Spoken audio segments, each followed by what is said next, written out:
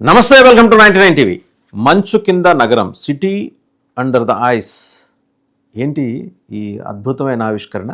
ఎప్పుడో 1959లో నార్త్ గ్రీన్లాండ్లో మంచు కింద ఈ నగరాన్ని అప్పట్లో అమెరికా నిర్మించుకుంది, ఒక బేస్ లాగా తయారు చేసుకుంది.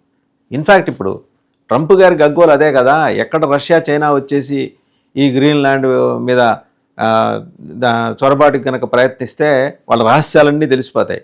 మనం జాగ్రత్తగా గుర్తిస్తే మంచు కింద నగరం అనేది 1959లోనే అమెరికా గ్రీన్లాండ్లో నిర్మించుకుంది.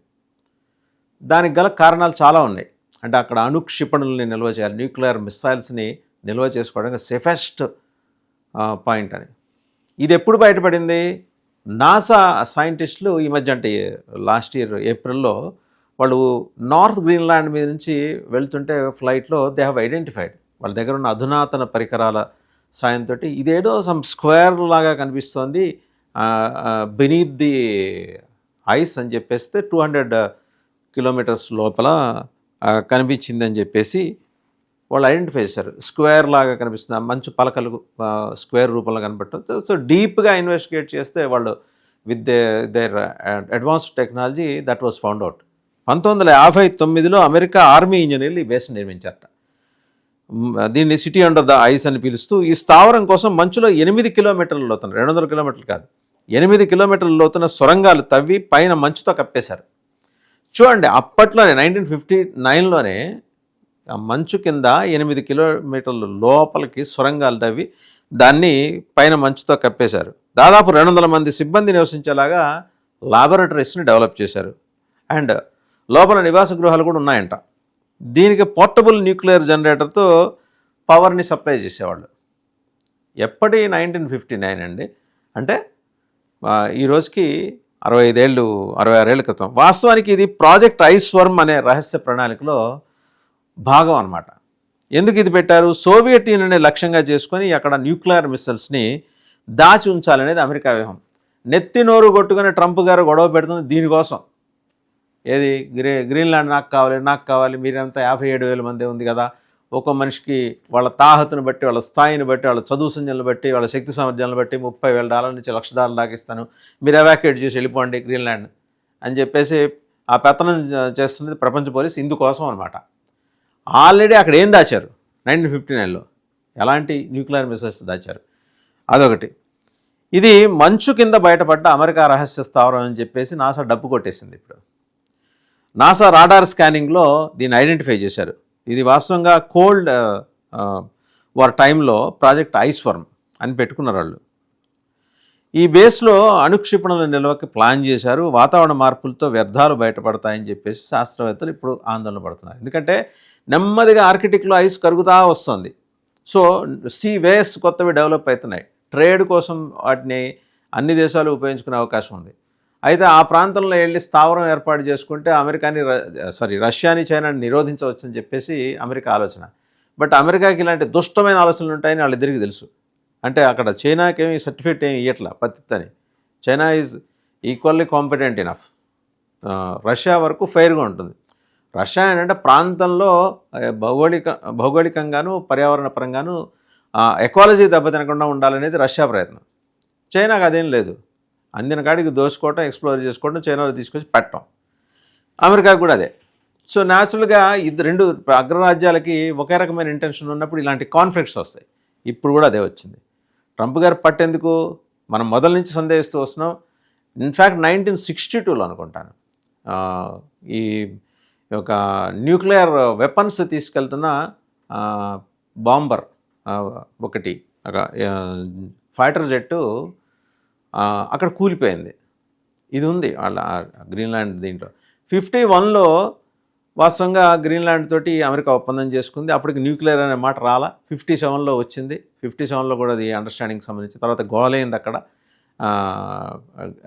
డానిష్ ప్రైమ్ మినిస్టర్ రాసిన సీక్రెట్ లెటర్ బయటపడింది. దాంతో గందరగోళం అయిన తర్వాత అమెరికా కొద్దిగా వెనక్కి తగ్గింది అప్పట్లో.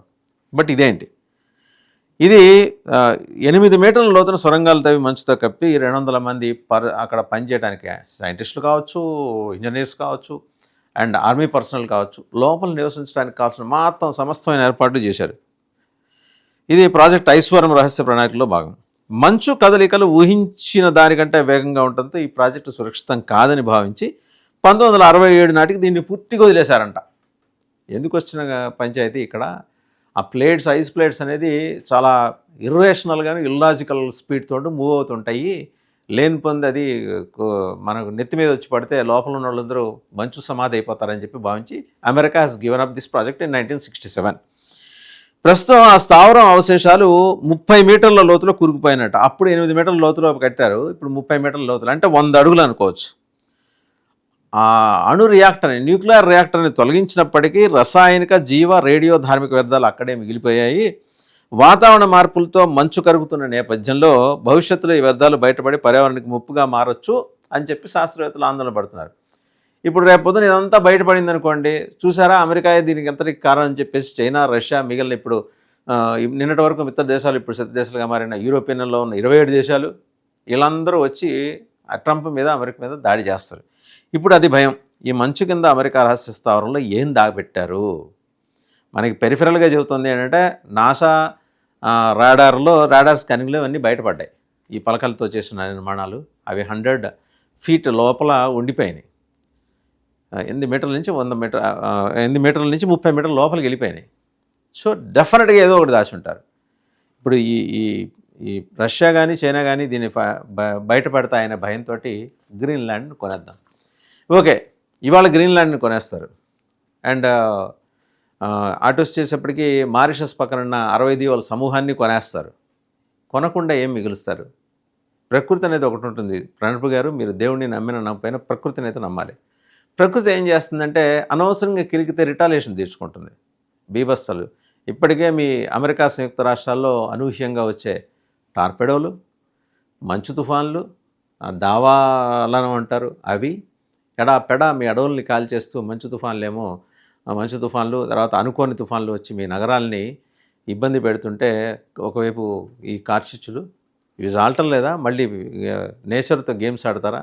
నేచర్తోనూ బ్రహ్మానందం లాంటి ఖాన్ గారితోనూ గేమ్స్ ఆడకూడదని రాంగోపాల్ వర్మ సినిమాలో చెప్తూ ఉంటారు. మీరు నేచర్తో ఆడుతున్నారు. ఇవాళ ఇది బయటపడింది, నాసా బయటపెట్టింది 59లో. మీకు తెలుసు నాసా బయట పెట్టకముందే అక్కడ అది ఉందని తెలుసు. అండ్ ఇన్ఫ్యాక్ట్ బహుశా మీ డైరెక్షన్లోనో లేకపోతే డీప్ స్టేట్ డైరెక్షన్లోనే నాసా కూడా ఈ రెవల్యూషన్ చేసి ఉండవచ్చు అని. ఇవాళ ఇది బయటపడింది. లోపల అమెరికా ఏం దాచిపెట్టింది? Certainly these are the unanswered questions. ఇవన్నీ ఎక్కడ అడుగుతామని చెప్పేసి దావోస్లో మీరు వెళ్ళి యూరోపియన్ యూనియన్ మీద దాడి చేస్తారు, భారతదేశం మీద దాడి చేస్తారు. ఏమనంటే భారత్ పాకిస్తాన్ యుద్ధాన్ని నేనే ఆపానని అక్కడికి కూడా వెళ్ళి చెప్పుకుంటారు. ఎవరన్నా మర్చిపోయారో అని చెప్పి గుర్తు చేస్తారు. ఇన్ని అవకరాలున్న మీరు ఈరోజు గ్రీన్లాండ్లో పర్యావరణానికి ముప్పు కలిగించే ఒక ఉపద్రవం తీసుకొచ్చే ఒక భయంకరమైన వ్యవస్థని తిరిగి నిర్మించాలని కోరుకోవటం కోసం దాన్ని ఆక్రమించాలని చూసారా? డెఫినెట్గా బూమరాంగ్ అవుతుంది. ట్రంప్ గారు, ఇదండి ఈ మంచు కింద నగరంలో మీ పరువు ప్రతిష్టల్ని కప్పెట్టేస్తారా? లేదు మళ్ళీ గౌరవంగా తలెత్తుకొని తిరిగేలా చేసి ప్రపంచానికి అమెరికా శత్రువు కాదు, మేము స్నేహపూర్వకంగా ఉంటాము, మా టారిఫ్లు బాధుడు ఉండదు అని చెప్పి మిమ్మల్ని మీరు సంస్కరించుకునే కార్యక్రమాన్ని చేపడతారా? జనం ఎదురు చూస్తున్నారు సార్.